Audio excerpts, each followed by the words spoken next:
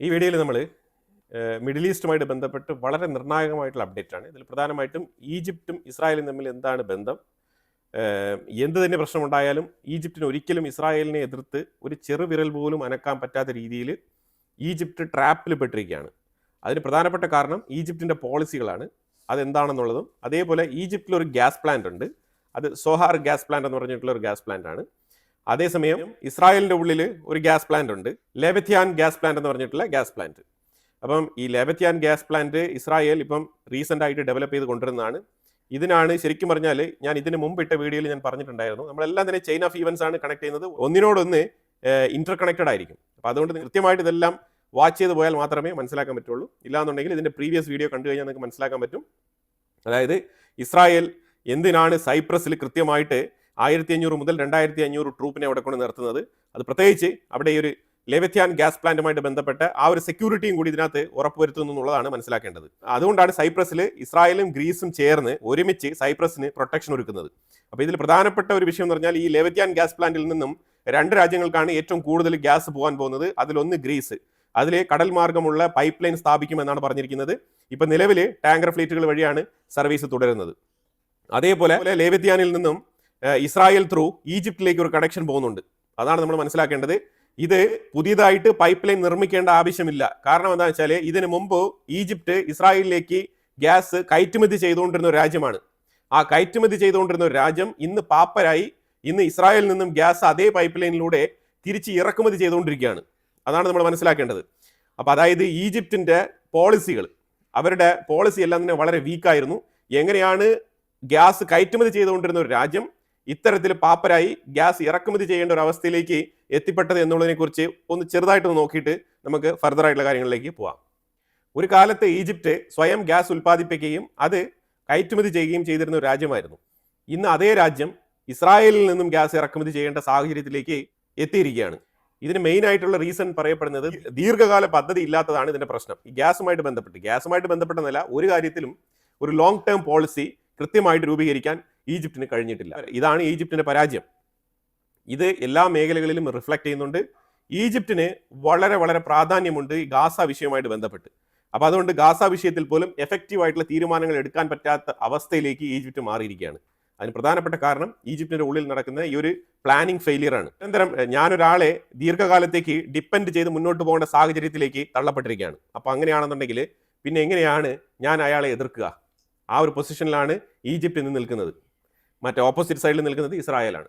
ഇസ്രായേലിനെ ഒരിക്കലും ഈജിപ്തിന് എതിർക്കാൻ കഴിയില്ല. ആ അവസ്ഥയിലേക്ക് മാറിയിരിക്കുകയാണ്. ഇനി ഇന്റർനാഷണൽ സ്റ്റെബിലൈസേഷൻ ഫോഴ്സ് എന്നല്ല, ഏത് ഫോഴ്സിനെ കുറിച്ച് പറഞ്ഞാലും ഈജിപ്തിന് ജസ്റ്റ് 1 ലൈൻ വേർഡിൽ സ്റ്റേറ്റ്മെന്റുകളൊക്കെ പറയാം. ഇസ്രായേലിനെതിരെ എന്തെങ്കിലുമൊക്കെ വാചക കസരത്തൊക്കെ നടത്താം. പക്ഷേ പ്രാക്ടിക്കലി പോസിബിൾ അല്ല. ഈ ഇസ്രായേലിനെതിരെ ഒരു നടപടിയും എടുക്കാൻ ഈജിപ്തിനെ കൊണ്ട് സാധിക്കില്ല എന്നുള്ളതാണ് വാസ്തവം. 1979 ഇസ്രായേലും ഈജിപ്തും തമ്മിൽ ഈ ക്യാമ്പ് ഡേവിഡ് അക്കോർഡ് സൈൻ ചെയ്യുന്നത് ഇസ്രായേലിലേക്ക് ഈജിപ്തിൽ നിന്നും ഗ്യാസ് കയറ്റുമതി ചെയ്യാനാണ് 1979 ഈ ഒരു എഗ്രിമെന്റ് സൈൻ ചെയ്യുന്നത്. ഇപ്പം 2000 ഒക്കെ നമ്മൾ എടുത്തു കഴിഞ്ഞാൽ ശരിക്കും അറബ് ഗ്യാസ് പൈപ്പ് ലൈൻ പദ്ധതി വഴി ഇസ്രായേലിലേക്ക് ഇതേപോലെ തുടർച്ചയായിട്ട് ഈജിപ്ത് ഗ്യാസ് കയറ്റുമതി ചെയ്തുകൊണ്ടേയിരുന്നു. അപ്പൊ അതിനുള്ള വരുമാനവും ഈജിപ്തിന് ലഭിച്ചുകൊണ്ടിരുന്നു എന്നുള്ളതാണ് യാഥാർത്ഥ്യം. 2000 വരെയൊക്കെ ഒരുപാട് ദൂരെയല്ല, ഒരു 25 വർഷങ്ങൾക്ക് മുമ്പ് വരെ നമ്മൾ നോക്കിക്കഴിഞ്ഞാൽ ഈജിപ്ത് ഗ്യാസ് മിച്ചമുള്ള രാജ്യമായിരുന്നു. അതായത് എക്സസീവ് ആയിട്ടുള്ള ഗ്യാസ് ശേഖരമുള്ള രാജ്യമായിരുന്നു ഈജിപ്ത്. അവരുടെ പ്രൊഡക്ഷൻ കപ്പാസിറ്റി തന്നെ വളരെ കൂടുതലായിരുന്നു. അതുകൊണ്ട് തന്നെ അവർ ഗ്യാസ് റിച്ച് ആയിരുന്നു. അപ്പോൾ ഈ ഗ്യാസ് ഉപയോഗിച്ച് ഇവർ നിരന്തരം ഇവരുടെ വൈദ്യുതി ഉൾപ്പെടെയുള്ള പല കാര്യങ്ങളും പല എനർജി മേഖലകളിലേക്കും ഇവർ ഈ ഗ്യാസ് ഉപയോഗിച്ചാണ് കാര്യങ്ങളൊക്കെ നടത്തിയിരുന്നത്. ഇത് ഒരു അബദ്ധമായിരുന്നു എന്നുള്ളത് തിരിച്ചറിയാൻ പോലും അവർക്ക് സാധിച്ചില്ല. എന്തുകൊണ്ട് ഈജിപ്തിൽ ഗ്യാസ് ക്രമേണ കുറഞ്ഞു എന്നുള്ളതിനെ കുറിച്ച് ചില പോയിന്റുകൾ ഇവിടെ രേഖപ്പെടുത്തുന്നുണ്ട്. അതിലൊന്ന് വർദ്ധിച്ചു വരുന്ന ജനസംഖ്യ. നമ്പർ 1, ജനസംഖ്യ കൂടുമ്പോഴത്തേക്കും ഗ്യാസിന്റെ യൂസേജ് കൂടും. പിന്നെ ഇൻഡസ്ട്രിയൽ ഡെവലപ്മെന്റ്, വ്യവസായ ആവശ്യത്തിന് വേണ്ടിയിട്ട് ഉപയോഗിക്കുന്നതിന്റെ ആ ഒരു പരിധി വർദ്ധിക്കുന്നു. ഇലക്ട്രിസിറ്റി ഉൽപ്പാദിപ്പിക്കാൻ പൂർണ്ണമായും ഗ്യാസിന് ഡിപ്പെൻഡ് ചെയ്യുന്ന ഒരു സാഹചര്യം. പിന്നെ ഗ്യാസിന്റെ വില വളരെ കുറവായിരുന്നു. അതായത് ഓരോ കാലഘട്ടത്തിനനുസരിച്ച് ഈ വിലയിലെ ഒരു പരിഷ്കരണം ഉണ്ടാക്കേണ്ടതാണ്. അത് ഈജിപ്ത് കൃത്യമായിട്ട് പാലിച്ചില്ല. ആ വില വർധനവ് കൃത്യമായിട്ട് മാർക്കറ്റ് പ്രൈസ് അനുസരിച്ച് നിയന്ത്രിച്ച് കൊണ്ടുപോകണമായിരുന്നു. അപ്പം അതിനനുസരിച്ചുള്ള വില വർധനവ് അത് ക്രമേണ ഉയർത്തി കൊണ്ടുപോകണമായിരുന്നു. പക്ഷേ ഈജിപ്ത് അത് ചെയ്തില്ല. അതുപോലെ തന്നെ ഈ ഒരു കാലഘട്ടത്തിൽ കിട്ടുന്ന വരുമാനം കൊണ്ട് അതിനെ മോട്ടിച്ച് പുട്ടടിക്കാണ്ട് അതുമായിട്ട് ബന്ധപ്പെട്ട ഫർദർ ഡെവലപ്മെന്റ്സ്, അതായത് സസ്റ്റൈനബിൾ എനർജിയുമായിട്ട് ബന്ധപ്പെട്ട് ഗ്രീൻ എനർജി മേഖലയിലേക്ക് ഫോക്കസ് ചെയ്തില്ല. സോളാർ പ്ലാന്റുകൾ സ്ഥാപിക്കാൻ തീരുമാനിച്ചില്ല, വിൻഡ് മില്ലുകൾ സ്ഥാപിക്കാൻ തീരുമാനിച്ചില്ല. അപ്പോൾ ഇങ്ങനെ പല രീതിയിലുമുള്ള, അതായത് ഗ്യാസ് ഉപയോഗിച്ചുകൊണ്ടല്ലാത്ത രീതിയിലുള്ള ഇലക്ട്രിസിറ്റി ഉൽപ്പാദിപ്പിക്കാൻ ഈജിപ്റ്റ് തയ്യാറായില്ലായിരുന്നു. അതിനുള്ള പദ്ധതികൾ ആസൂത്രണം ചെയ്തില്ല. ഇതൊക്കെ ഈജിപ്തിന്റെ പരാജയമായിരുന്നു. അതായത് നാച്ചുറൽ ഗ്യാസ് എടുത്തെടുത്ത് ഉപയോഗിച്ചുകൊണ്ടിരിക്കുകയാണ്. ഗ്യാസ് തീരുമല്ലോ, തീർന്നു കഴിയുമ്പോൾ പിന്നെ എവിടെ നിന്ന് എടുക്കും? അങ്ങനെ 2015 ഈജിപ്റ്റ് വലിയ രീതിയിലുള്ള ഗ്യാസ് ക്ഷാമം നേരിടുകയാണ്. അപ്പോൾ അവിടെ ഈജിപ്തിന് LNG ഇറക്കുമതി ചെയ്യേണ്ടി വരുന്നു. 2015 2000 വരെ ഒരു കുഴപ്പമില്ലായിരുന്നു. 2015 വളരെ പെട്ടെന്ന് തന്നെ 15 വർഷം കൊണ്ട് തന്നെ ആ രാജ്യം ഈ ഒരു ഗ്യാസ് ഇൻഡസ്ട്രിയിൽ കൂപ്പുകുത്തുകയാണ്. അപ്പോൾ ഈ ഇറക്കുമതി ചെയ്യുന്ന LNGക്ക് വലിയ തോതിലുള്ള വില കൊടുക്കേണ്ടി വന്നു. അപ്പോൾ അതായത് ഇവർ കയറ്റുമതി ചെയ്യുന്ന ഗ്യാസിന് വില ഉയർത്തിയതുമില്ല, അതേസമയം ഇവർക്ക് ഉയർന്ന വില കൊടുത്ത് LNG ഇറക്കുമതി ചെയ്യേണ്ടി വരുന്നു. അപ്പോൾ ഇങ്ങനെയുള്ള സാഹചര്യത്തിൽ അവിടെ ഫണ്ടിന്റെ ഷോർട്ടേജ് വരും, അവിടെ ഒരു ഇംബാലൻസ് ഉണ്ട്. ഇതിനെ തുടർന്ന് ഈജിപ്തിന്റെ ഉള്ളിൽ ഇലക്ട്രിസിറ്റിക്ക് വലിയ രീതിയിലുള്ള ക്ഷാമം നേരിടേണ്ടി വന്നു. ഇലക്ട്രിസിറ്റി ഉപയോഗം വളരെ കൂടുതലുമാണ്, എന്നാൽ അതിനൊത്ത ഗ്യാസ് ഇല്ല. LNG പുറത്തുനിന്ന് ഇറക്കുമതി ചെയ്യുന്നു. അങ്ങനെ വല്ലാത്ത പ്രതിസന്ധിയിലൂടെ 2015 കടന്നു പോവുകയായിരുന്നു ഈജിപ്റ്റ്. അങ്ങനെയാണ് 2015 സോഹാർ ഗ്യാസ് ഫീൽഡ് എന്ന് പറഞ്ഞിട്ടുള്ള ഒരു ഗ്യാസ് ഫീൽഡ് ഈജിപ്റ്റ് കണ്ടെത്തുന്നത്. അവർക്ക് വളരെ ഹാപ്പിയായി ആ ഒരു മൊമെന്റിൽ. എന്നാൽ നമുക്ക് ഇനിയും ദീർഘദൂരം സഞ്ചരിക്കാം എന്നുള്ള രീതിയിൽ ഒരു തീരുമാനമെടുത്തു. കാരണം അവിടെ ശരിക്കും പറഞ്ഞാൽ 30 ട്രില്യൺ ക്യൂബിക് ഫീറ്റ് ഗ്യാസ് ഉണ്ടായിരുന്നു അവിടെ. വീണ്ടും 2017 ഈ സോഹാർ പ്ലാന്റിൽ ഉൽപ്പാദനം തുടങ്ങി. 2019 വളരെ പീക്കിലായിരുന്നു ഉൽപ്പാദനം. കാരണം ഈ ഒരു പുതിയ ഗ്യാസ് ഫീൽഡ് കിട്ടിയാൽ വീണ്ടും ഗ്യാസ് എടുക്കാം, ഉപയോഗിക്കാം. അപ്പോൾ വീണ്ടും പഴയതുപോലെ വീണ്ടും പുതിയ പദ്ധതികൾ ആസൂത്രണം ചെയ്യുന്നില്ല. എങ്ങനെ നമ്മൾ 2015 ഒരു ക്രൈസിസിലേക്ക് എത്തിപ്പെട്ടു എന്നതിനെക്കുറിച്ച് പഠിക്കാനോ അല്ലെങ്കിൽ അതിനെക്കുറിച്ച് ഒരു റിപ്പോർട്ട് തയ്യാറാക്കി അതുമായിട്ട് ബന്ധപ്പെട്ട വിഷയങ്ങളിലേക്ക് എവിടെയൊക്കെ എന്തൊക്കെ പാളിച്ചകളാണ് വന്നതെന്നുള്ളത് മനസ്സിലാക്കിക്കൊണ്ട് തിരുത്തു വരുത്താനോ ഗവൺമെന്റ് തയ്യാറായില്ല. അപ്പോൾ അതിനെ തുടർന്ന് ഇവർ വീണ്ടും ഗ്യാസ് എടുക്കുക, പഴയതുപോലെ തന്നെ ഇലക്ട്രിസിറ്റി ഉൽപ്പാദിപ്പിക്കുക, ഇതേപോലെ തന്നെ ചീപ്പ് പ്രൈസിന് എക്സ്പോർട്ട് ചെയ്യുക, ഈ രീതിയിൽ തന്നെ മുന്നോട്ട് പോകുന്ന സാഹചര്യമാണ് ഉണ്ടായിരുന്നത്. എന്നാൽ ഈ ഒരു സോഹാർ ഗ്യാസ് ഫീൽഡിൽ പുതിയ ഡ്രില്ലിംഗ് മെക്കാനിസം ഏർപ്പാടാക്കാനും ഇവർ തുനിഞ്ഞില്ല. ഇവർ ശരിക്കും പറഞ്ഞാൽ ഇതൊക്കെ കാലത്ത് വളരെ എക്സ്പെൻസീവ് ആണ്, ഇങ്ങനത്തെ ഡ്രില്ലിംഗ് സിസ്റ്റംസ് ഒക്കെ സെറ്റ് ചെയ്യാൻ വേണ്ടിയിട്ട്. അപ്പോൾ അതുമായിട്ട് ബന്ധപ്പെട്ട് ഒരു മുൻധാരണകളും ഇല്ലാതെ ഇവർ വളരെ ബേസിക് ലെവലിൽ ഈ സോഹാർ ഫീൽഡിൽ നിന്നും ഗ്യാസ് ഊറ്റിക്കൊണ്ടേയിരിക്കുമായിരുന്നു. ദിവസവും 3.2 ബില്യൺ ക്യൂബിക് ഫീറ്റ് ആണ് ഇവർ ഗ്യാസ് എടുത്തുകൊണ്ടിരുന്നത്. പെർ ഡേ ഇവരുടെ ഉൽപ്പാദനമാണ്. ഇവർ സോഹാർ ഫീൽഡിൽ നിന്നും ഇവർ ഗ്യാസ് എടുക്കുന്നു. അതിനെ തുടർന്ന് ഇവർ LNG ഇറക്കുമതി നിർത്തി. അതുപോലെ വീണ്ടും ഗ്യാസ് കയറ്റുമതി തുടങ്ങി. പക്ഷേ ഈ സോഹാർ ഗ്യാസ് ഫീൽഡിനും പരിമിതികൾ ഉണ്ടായിരുന്നു. അതാണ് മനസ്സിലാക്കേണ്ടത്. അത് ഒരു വറ്റാത്ത ഉറവിടം പോലെ അവർക്ക് ഗ്യാസ് നൽകിയില്ല എന്നുള്ളതാണ് യഥാർത്ഥത്തിൽ മനസ്സിലാക്കാൻ പറ്റുന്നത്. അവിടെ നിന്നും ഇപ്പം ഉൽപ്പാദിപ്പിക്കപ്പെടുന്ന ഗ്യാസിന്റെ അളവിൽ കുറവ് രേഖപ്പെടുത്തുന്നുണ്ട്. അതിപ്പോൾ ഈജിപ്തിന് തികയാത്തൊരു സാഹചര്യത്തിലേക്ക് എത്തിപ്പെട്ടിരിക്കുകയാണ്. ഇപ്പൊ ഈ സോഹാർ ഫീൽഡിൽ പുതിയ നിക്ഷേപകരെ കൊണ്ടുവരണം എന്ന് ഈജിപ്ത് ശ്രമിക്കുന്നുണ്ട്. അതായത് അവിടെ പുതിയ ഇൻവെസ്റ്റേഴ്സിനെ കൊണ്ടുവന്നിട്ട് പുതിയ റിസർച്ച് മേഖലകൾ, അതായത് ഈ സോഹാർ ഫീൽഡിൽ തന്നെ വീണ്ടും ഗ്യാസ് ഒരുപാടുണ്ടാവും. അപ്പോൾ അതുകൊണ്ട് അവിടെ വിവിധ മേഖലകളിൽ റിസർച്ച് ചെയ്യാനും അവിടെയൊക്കെ പുതിയ ഈ ഒരു ഗ്യാസ് ഡ്രില്ലിംഗ് സിസ്റ്റം സ്ഥാപിക്കാനും അവർ ആഗ്രഹിക്കുന്നുണ്ട്. പക്ഷേ ഇൻവെസ്റ്റേഴ്സിനെ കിട്ടുന്നില്ല എന്നുള്ളത് മറ്റൊരു പ്രതിസന്ധി. എന്നാൽ ഈ കണ്ടെത്തുന്ന ഗ്യാസ് ഫീൽഡുകളെല്ലാം തന്നെ ഇപ്പൊ നിലവിലെ സോഹാറിൽ ഇവർ പ്രവർത്തിപ്പിച്ചുകൊണ്ടിരിക്കുന്ന അതുപോലെ അത്ര വലിയ ഗ്യാസ് പ്ലാന്റുകളല്ല. അതെല്ലാം തന്നെ വർത്ത്ലെസ് ആണ്. അതായത് ഇത്രയും ഇൻവെസ്റ്റ്മെന്റ് ചെയ്ത് അവിടെ മെഷീനറീസും കാര്യങ്ങളൊക്കെ സെറ്റ് ചെയ്താൽ തന്നെയും അവിടെ നിന്ന് കിട്ടുന്ന ഗ്യാസിന്റെ അളവ് വളരെ കുറവാണ്. അപ്പൊ അതുകൊണ്ട് സ്യൂട്ടബിൾ അല്ലാത്ത മേഖലകളാണ് ഇപ്പോൾ കണ്ടെത്തിക്കൊണ്ടിരിക്കുന്നത്. ഇതെല്ലാം തന്നെ കടലിന്റെ ഉള്ളിൽ നിന്നാണ് ഇത് എടുക്കേണ്ടത്. ഇതാണ് ഇതിന്റെ പ്രധാനപ്പെട്ട പ്രശ്നം. ഈ സോഹാർ ഗ്യാസ് ഫീൽഡ് എന്ന് പറയുന്നത് കടലിന്റെ ഉള്ളിലാണ്. അപ്പൊ അത്രമാത്രം റിസ്ക് ഉണ്ട്, ഓഫ് ഷോർ ആണ്. അപ്പം ഈ രീതിയിൽ എങ്ങനെയാണ് മുന്നോട്ട് പോകാൻ പറ്റുക എന്നുള്ളതാണ് ഈജിപ്തിന്റെ ഇപ്പോഴത്തെ പ്രധാനപ്പെട്ട ആശങ്ക. തുടർന്ന് 2021 തന്നെ ഗ്യാസ് ഉൽപ്പാദനം കുറഞ്ഞു തുടങ്ങി. അപ്പൊ 17, 18, 19, 20 അപ്പൊ തന്നെ ഈ സോഹാർ ഫീൽഡിലുള്ള ഗ്യാസിന്റെ ഉൽപ്പാദനം കുറഞ്ഞു തുടങ്ങി. 2021 വീക്കായി തുടങ്ങി. ഈജിപ്തിന്റെ നിലവിലെ അവസ്ഥ എന്ന് പറഞ്ഞാൽ അവർക്ക് 5 ബില്യൺ ക്യൂബിക് ഫീറ്റ് ഗ്യാസ് അവർക്ക് ആവശ്യമുണ്ട്. അതാണ് അവരിപ്പം ഉൽപ്പാദിപ്പിക്കാൻ ശ്രമിച്ചുകൊണ്ടിരിക്കുന്നത്. ഇപ്പം നിലവിൽ അതാണ് അവരുടെ ഉൽപ്പാദനം. പക്ഷെ അവർക്ക് ഇപ്പം കയറ്റുമതി ചെയ്യാൻ പറ്റുന്നില്ല. അപ്പൊ അതുകൊണ്ട് എക്സ്റ്റേണൽ ആയിട്ട് കിട്ടിക്കൊണ്ടിരിക്കുന്ന വരുമാനമെല്ലാം ഇപ്പം നിലച്ച അവസ്ഥയിലാണ്. പക്ഷേ ഈജിപ്തിന്റെ നിലവിലെ ഗ്യാസ് ഉപയോഗം എന്ന് പറഞ്ഞു കഴിഞ്ഞാൽ 6.2 ബില്യൺ ക്യൂബിക് ഫീറ്റ് ആണ്. അപ്പം ഇത്രയും യൂസേജ്, ആ ഒരു ഡിഫറൻസ് ഉണ്ട്. അതാണ് മനസ്സിലാക്കേണ്ടത്. അപ്പം ഏതാണ്ട് 1.2 ബില്യൺ ക്യൂബിക് ഫീറ്റ് അവർക്ക് പെർ ഡേ ഷോർട്ടേജ് ഉണ്ട് ഗ്യാസിൽ.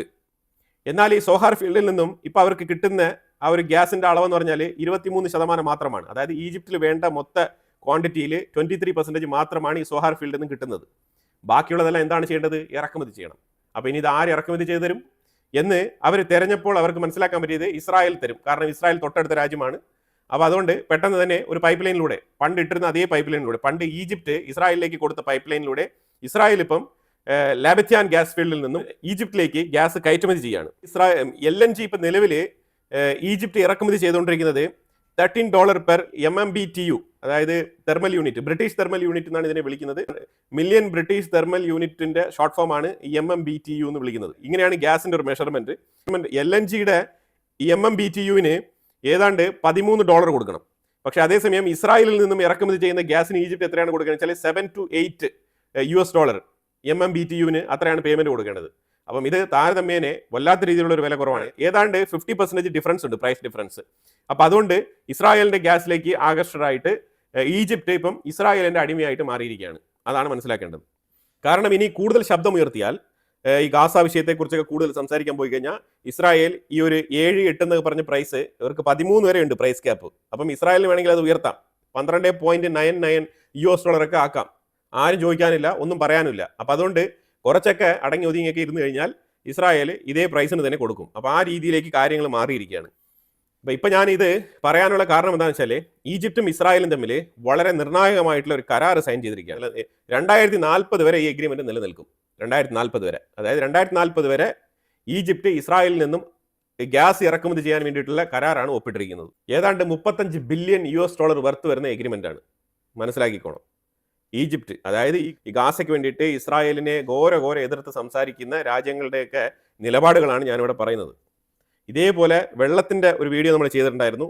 അതായത് ഈ ഡീസലൈനേഷൻ പ്രോജക്റ്റ് എന്ന് പറഞ്ഞിട്ട് ഇസ്രായേലിന്റെ പ്രോജക്റ്റ് എത്ര അറബ് രാജ്യങ്ങളിൽ ഇത് പ്രവർത്തിക്കുന്നുണ്ട്, ഏതൊക്കെ തേർഡ് പാർട്ടി കമ്പനികൾ വഴി ഇസ്രായേൽ അവരുടെ രാജ്യത്തിനുള്ളിൽ തന്നെ ഈ സർവീസ് അവൈലബിൾ ആക്കുന്നുണ്ട്. അതായത് ഈ അറബ് രാജ്യങ്ങളുടെ ഉള്ളിൽ മരുഭൂമിയിൽ കടൽ വെള്ളം ശുദ്ധീകരിച്ച് കൊടുക്കുന്ന ആ ഒരു ടെക്നോളജി, അതുമായിട്ട് ബന്ധപ്പെട്ട് പല അറബ് രാജ്യങ്ങളുടെ ഉള്ളിലും ഇസ്രായേലിന്റെ സ്ഥാപനങ്ങൾ പിടിമുറുക്കിയിട്ടുണ്ട്.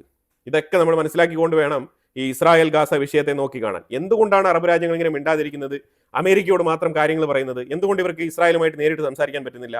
ഇതിലൊക്കെ പരിമിതികളുണ്ട്. ആ പരിമിതികളെ കുറിച്ച് ഡീകോഡ് ചെയ്ത് നമ്മൾ നോക്കുമ്പോഴാണ് ഓരോ കാര്യങ്ങളായിട്ട് നമുക്ക് മനസ്സിലാക്കാൻ പറ്റുന്നത്. അപ്പോൾ അതിലൊരു ഇമ്പോർട്ടൻ്റ് ആയിട്ടുള്ള വിഷയം ഈജിപ്റ്റിനെ കുറിച്ചുള്ള ഒരു വിഷയമാണ്. കാരണം ഈജിപ്റ്റാണ് ഏറ്റവും കൂടുതൽ ഗാസയെ കുറിച്ച് കൺസേൺ ആകുന്നത്. കാരണം ഈ ഗാസ ഒക്കുപ്പൈ ചെയ്ത് വെച്ചിരുന്നത് ഈജിപ്റ്റാണ്. ഇപ്പോഴും ഗാസയ്ക്കുള്ളിൽ ഇരിക്കുന്ന ആ ജനങ്ങൾ, പലസ്തീനികൾ എന്ന് വിളിക്കപ്പെടുന്ന ആ ജനങ്ങൾ ശരിക്കും ഈജിപ്ഷ്യൻസ് ആണ്. ഇതിന്റെ പിന്നാമ്പുറത്തിലൊക്കെ ഇങ്ങനെയൊക്കെ കാര്യങ്ങളുണ്ട് എന്നുള്ളതാണ് നമ്മൾ മനസ്സിലാക്കേണ്ടത്. അപ്പൊ 130 ബില്യൺ ക്യൂബിക് മീറ്റർ ഗ്യാസ് ഇപ്പം ഇസ്രായേൽ ഇറക്കുമതി ചെയ്യും. ഇതിന്റെ പ്രധാന സോഴ്സ് ലെവിത്യാൻ ഗ്യാസ് ഫീൽഡാണ്. ഈ ഒരു 130 ബില്യൺ ക്യൂബിക് മീറ്റർ ഗ്യാസ് കൊണ്ട് ഈജിപ്തിന്റെ 15 മുതൽ 20% അവർക്കൊരു കവറേജ് കിട്ടും ഗ്യാസ് ഉപയോഗത്തിൽ. ഈ 130 ബില്യൺ എന്നുള്ളത് തീർച്ചയായിട്ടും ഉയർന്നു പോകാനുള്ള സാധ്യതയാണ് കാണുന്നത്.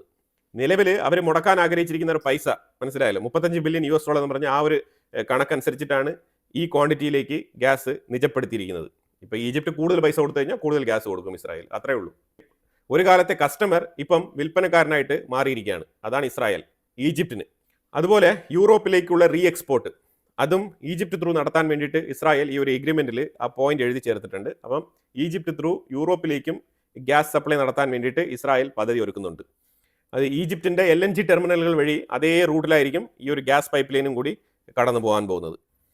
അപ്പോൾ ഈജിപ്റ്റ് ഇപ്പം ഇതെല്ലാം മറച്ചു വെച്ചുകൊണ്ട് ഞങ്ങൾ ഗ്യാസ് ഹബ്ബാണ് എന്നുള്ള നിലയിലുള്ള ഉടായ്പ നാടകങ്ങളൊക്കെയാണ് ഇറക്കുന്നത്. പക്ഷേ ഈജിപ്തിന്റെ ഉള്ളിൽ ഇപ്പം ഗ്യാസ് പ്രൊഡക്ഷൻ വളരെ കുറവാണ്. അവർക്ക് ഇനഫ് ക്വാണ്ടിറ്റിയിൽ തന്നെ അവർ ഉൽപ്പാദിപ്പിക്കുന്നില്ല. അവർ ശരിക്കും പറഞ്ഞാൽ ഒരു ഗ്യാസ് ട്രാൻസിസ്റ്റ് രാജ്യമാണ്. ഇസ്രായേലിൽ നിന്നും അതുവഴി ഗ്യാസ് കടന്നു പോകുന്നു.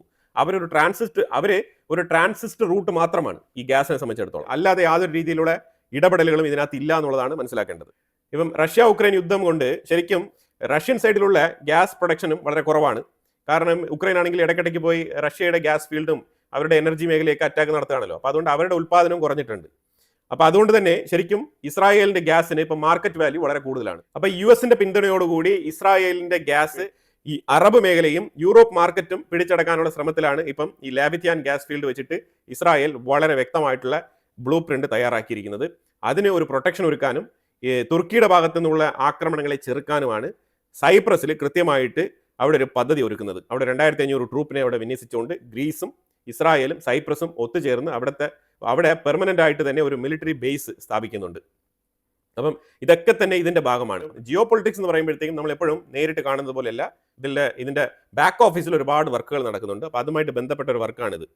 അതായത് ഗാസയിൽ യുദ്ധം നടക്കുമ്പോഴും ഗാസയ്ക്ക് വേണ്ടിയിട്ട് ഇവരൊക്കെ കണ്ണീരൊഴുക്കുമ്പോഴും അടിയിൽ കൂടെ ഗ്യാസ് ഒഴുകുന്നു എന്നുള്ളതാണ് യാഥാർത്ഥ്യം. അത് ഇതേ ആക്രമണകാരിയായിട്ടുള്ള ഇസ്രായേലിന്റെ കയ്യിൽ നിന്ന് തന്നെയാണ് ഈ ഗ്യാസ് ഒഴുകുന്നത്. അതാണ് മനസ്സിലാക്കേണ്ടത്. ഈ ഒരു ഒറ്റ ലൈനിലുണ്ട് എല്ലാ മെസ്സേജും. ഇതുകൊണ്ടൊക്കെ തന്നെയാണ് ഇസ്രായേൽ പറയുന്നത് മിഡിൽ ഈസ്റ്റിൽ ഞങ്ങൾ തന്നെയാണ് ഡോമിനേറ്റ് ചെയ്യുന്നത്, ഞങ്ങൾ തന്നെയാണ് എന്നും ഡോമിനേറ്റ് ചെയ്യാൻ പോകുന്നത് എന്നുള്ളത് വളരെ ആത്മവിശ്വാസത്തോടു കൂടി നെതന്യാഹു ഉറക്കെ വിളിച്ച് പറയുന്നത് ഇതുകൊണ്ട് തന്നെയാണ്. അപ്പം ഇതിൽ നിന്നും നമ്മൾ മനസ്സിലാക്കേണ്ടതെന്ന് പറഞ്ഞാൽ ഈജിപ്റ്റ് വളരെ ഗ്യാസ് റിച്ച് ആയിരുന്നുള്ള രാജ്യമാണ്. അവർക്ക് ലോങ് ടൈം പ്ലാൻ ഇല്ലാത്തതാണ് അവരുടെ പരാജയം. കൃത്യമായ സമയങ്ങളിൽ നമ്മൾ അപ്ലൈ ചെയ്യേണ്ട പോളിസികൾ വളരെ വ്യക്തമായിട്ട് അപ്ലൈ ചെയ്തില്ല എന്നുണ്ടെങ്കിൽ ഇതേപോലത്തെ പരാജയം ഏറ്റുവാങ്ങേണ്ടി വരും. അത് ഏത് രാജ്യത്തിനും ഇത് കണ്ടുപഠിക്കാവുന്ന ഒരു എക്സാമ്പിളാണ് ഈജിപ്തിന്റെ ഇപ്പോഴത്തെ ഒരു അവസ്ഥ. അപ്പോൾ എന്തായാലും നെതന്യാഹുവിന്റെ അമേരിക്ക സന്ദർശനം ഇതുമായിട്ട് ബന്ധപ്പെട്ട് അണിയറയിൽ ഒരുങ്ങുന്ന പദ്ധതികൾ എന്താണ്, അതിനെക്കുറിച്ചുള്ള ഒരു വിശദമായിട്ടുള്ള വീഡിയോ നമുക്ക് അടുത്ത എപ്പിസോഡിൽ സംസാരിക്കാം. അപ്പോൾ എന്തായാലും ഈ വീഡിയോയിൽ പറഞ്ഞ വിഷയവുമായിട്ട് ബന്ധപ്പെട്ട നിങ്ങളുടെ അഭിപ്രായങ്ങൾ കമന്റ് ബോക്സിൽ രേഖപ്പെടുത്തുക. കൂടുതൽ വാർത്തകളുമായിട്ട് അടുത്ത വീഡിയോയിൽ വരാം. Thank you so much.